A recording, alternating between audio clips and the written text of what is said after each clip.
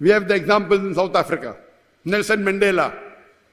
The previous white apartheid government, which ruled South Africa, they had imprisoned Nelson Mandela for 25 years, for more than 25 years in Robben Islands. And they called him terrorist number one. The white apartheid government, who preached that white people are superior to the other races, they imprisoned Nelson Mandela for more than 25 years because he was fighting for the freedom of the black people, for the freedom of the people of South Africa. Later on, when the white apartheid government has to retrieve, Nelson Mandela is released from Robben Islands. He comes back, he stands in election, he becomes the president of South Africa. Later on, he gets the Nobel Prize for Peace. Terrorist number one gets the Nobel Prize for Peace. Not that Nelson Mandela was a bad man, terrorist, then he became a good man. For the same activity for which the South African white apartheid government called him a terrorist, he gets the Nobel Prize for same activity. After he gets his freedom, after he's elected president of South Africa, the committee of Nobel Prize, they award him the Nobel Prize for Peace. Same activity. It's an irony. For the same activity, when he was called the terrorist number one in the world, for the same activity he gets the Nobel Prize for Peace. And you have several such examples. You have many presidents of Israel who terrorized and killed thousands of people, then they get the Nobel Prize for Peace. Menachem Begin killed thousands of people, was a terrorist, head of a terrorist organization. Terrorist number one. Later on, when he becomes the president of Israel, he gets the Nobel Prize for Peace. What is this? So what we come to know, that whoever is in power, whoever controls the media, whatever label they give, it gets stuck. Whoever is in power, whoever's power, whoever controls the media, whatever label, right or wrong, gets stuck. So that is the reason Quran says in Surah Hujurat, chapter number 49, verse number 6, whenever you get information, you check it up before you pass it on to the third person.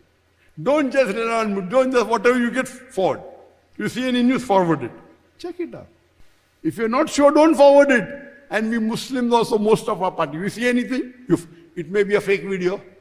It may be a fabrication. Today, to make a fake video is very easy. AI.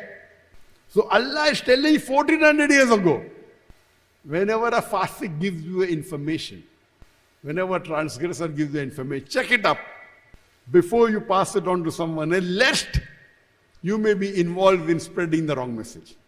Today, you get something, you forward it without checking. Have you checked right or wrong? So you are becoming a tool of the Satan. You like it, you forward it. Have you checked it? If you get something, if you can't verify, don't spread it. And as I mentioned, one verse of the Quran, Surah Maida, chapter number 5, verse number 32, is sufficient to dispel this myth that Muslims are terrorists. Allah says in the Quran in Surah Maida, chapter 5, verse number 32, if anyone kills any other human being, unless it be for murder or for spreading corruption in the land, it is as though he has killed the whole of humanity. And if anyone saves an human being, it is as though he has saved the whole nation. Here Quran is very clear cut.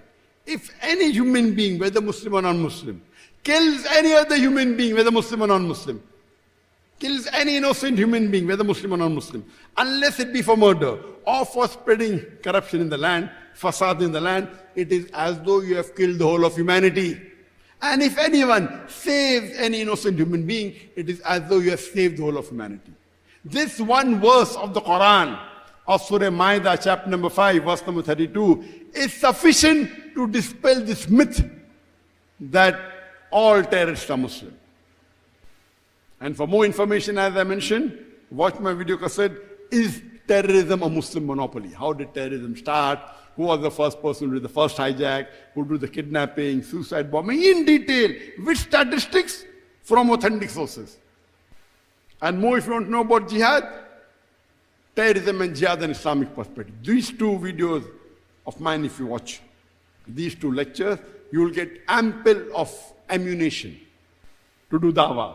Ammunition doesn't mean only Gun, ammunition means material. Here in context, ammunition means material for conveying the truth to them.